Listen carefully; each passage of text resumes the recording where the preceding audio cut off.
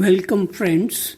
This is Harshad inviting you to listen to some of my writings on philosophy, religion, psychology, spirituality, education, Krishnamurti, and nature.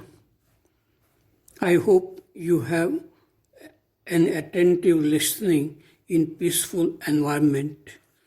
This is audio tape number 20.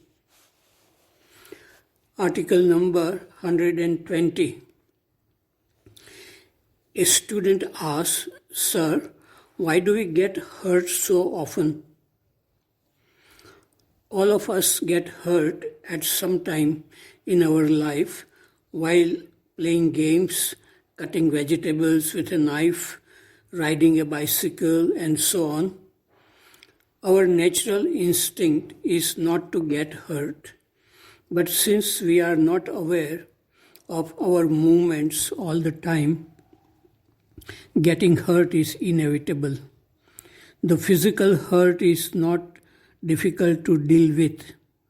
The body heals quickly, either by itself or by taking the right medicine, surgery, etc. We get hurt psychologically too when someone criticizes us, when someone points out our mistakes or disturbs the pleasant image we have created about ourselves. The stronger the image, greater is the disturbance and the feeling of hurt. When we are hurt psychologically, either we suppress it within ourselves, never communicate the feeling to anyone, and live behind a wall, or we hit back with anger and inflict hurt on others. Neither of these responses indicate intelligence. The intelligent response is to observe it passively without justifying or condemning it.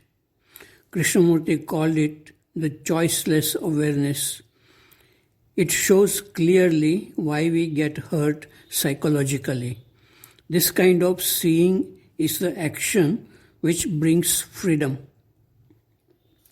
Not to hurt others and not to be hurt by others is intelligence with innocence.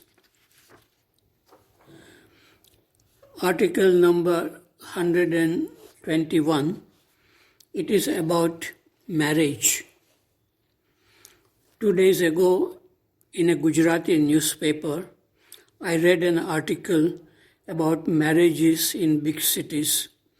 In these marriages, too much money is spent on food and entertainment. Brides and bridegrooms look cheerful, but many of such marriages end up in divorce within few days or months for various reasons. Most people marry not because they love. They marry because of loneliness and there is a pressure from family. Even in love marriages, love disappears very soon and life becomes full of conflicts, boredom, mechanical routine with no newness, freshness. Some people can continue to live this way for the sake of children. Marriage becomes a prison in which there is physical security but no happiness and love. Krishnamurti wrote letters to a young woman friend who was going through a kind of hell in her marriage. This letter, which he wrote many years ago, describes what happens in most marriages. What a thing is relationship, and how easily we fall into that habit of a particular relationship. Things are taken for granted, the situation accepted, and no variation tolerated. No movement towards uncertainty, even for a second, entertained. Everything is well regulated so made secure, so tied down that there is no chance for any freshness or a clear, reviving breath of spring. This and more is called relationship. It is the quality of freshness, of newness that is essential. Otherwise, life becomes a routine, a habit. And love is not a habit, a boring thing. Most people have lost all sense of wonderment. They take everything for granted. This sense of security destroys freedom and wonderment of uncertainty. Without wisdom and freedom, which comes from understanding the nature of the self, it is very difficult to live happily either in aloneness or in marriage. Happiness which comes from outside, from possessing people and material things, does not last long. One has to create happiness within oneself, and then it can be shared with anyone who comes close, just like a flower which radiates its beauty and fragrance. Article number 122. It is a dialogue with a lizard. As he climbed a hill and was walking on a rock, he saw a lizard running away and hiding under the rock. He called out to the lizard, "Dear, come out and let me look at the beautiful pattern on your back. Do not be afraid of me. I just want to bless you. Under the rock, in the darkness, you are secure, but there is much joy and freedom in sunlight and wind, and in relationship with a human being who loves life." The lizard listened to the man, but she was afraid to come out. How could she be free from this conditioning of millions of years which taught her to run away from human beings? She sighed. She wanted to come out from the darkness, but her feet refused to move. The conflict between security and freedom drained away all her energy.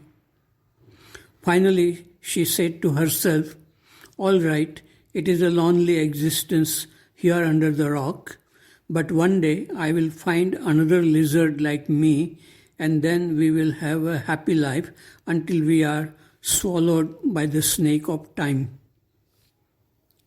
The man understood everything. He had no desire to interfere in the life of that lizard. He blessed the lizard and started climbing higher towards the cloud and the infinite sky. Article number 123. It is Valentine Day.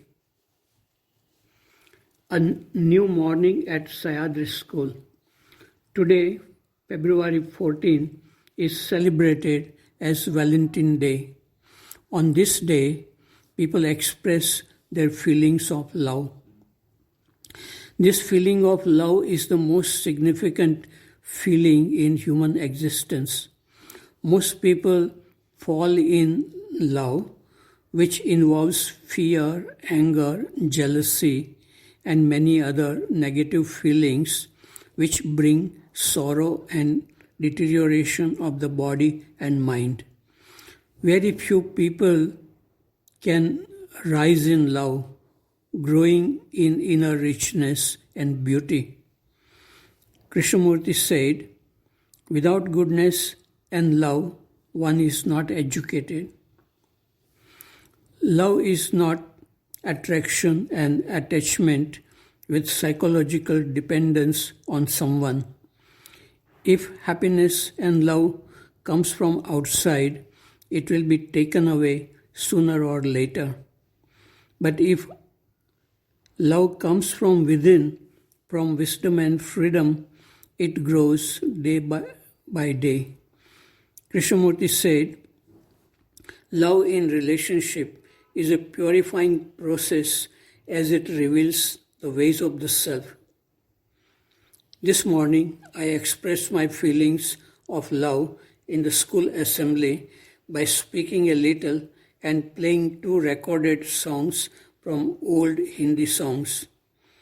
Love is a non-verbal state of freedom and peace. Article number 124, it is about questioning. Pupulji talked about awakening all the senses in the public gathering in Rishi Valley on November 18, 1992. She gave great importance to questioning, just like Krishnamurti. After her talk, there was a discussion. I asked, I have a paradoxical question. Is question necessary to observe what is? Pupulji said, what do you say? I said, I feel that a question is like a stone dropped in still waters of a lake. It creates waves and observation is not possible. Pupulji asked, are the waters always still? I answered, when waters are not still, question arises. Article number 125. It is about Krishnamurti's death anniversary. Today is Krishnamurti's death anniversary. It is natural to remember him who affected my life at the core, first by reading his books and then by his personal presence. He was probably the greatest and most passionate spiritual teacher of 20th century. His teachings are simple, clear, direct, and most relevant for the modern age. But to understand him, one needs a simple and attentive mind. Without probing the deepest layers of our own mind through silent awareness, we cannot be free from problems like fear, anger, conflicts in relationship, etc.